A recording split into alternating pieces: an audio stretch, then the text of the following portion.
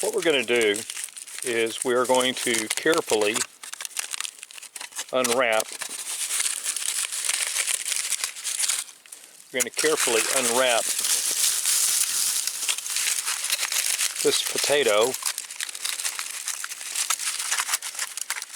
tear off the aluminum foil wherever is necessary.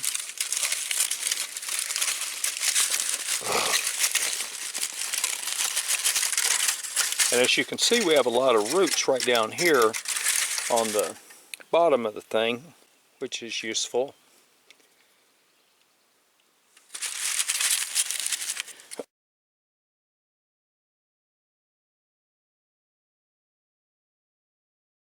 I'm going to use a knife and carefully cut these. And we're going to drop them into water.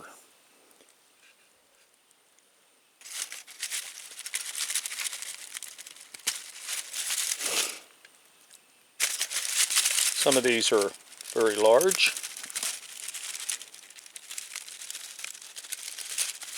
Others are not as big. It has been my experience in the past that when they first go into the water, they'll fold up a lot. Now these have a long ways to go, so we will set these aside. We'll cover them back up in this aluminum foil and let them continue to cook.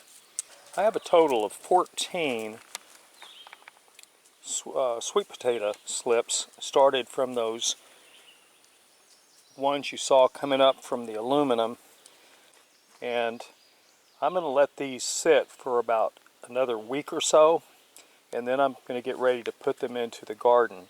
Now these sweet potatoes are going to require quite a bit of water, so if you're growing sweet potatoes, keep that in mind, that they need to be watered. You can't let them sort of wilt down for lack of water. I do have a moisture probe that I use. To check the soil moisture, and then I water accordingly. Hope this helps. Dysfunctional vet out.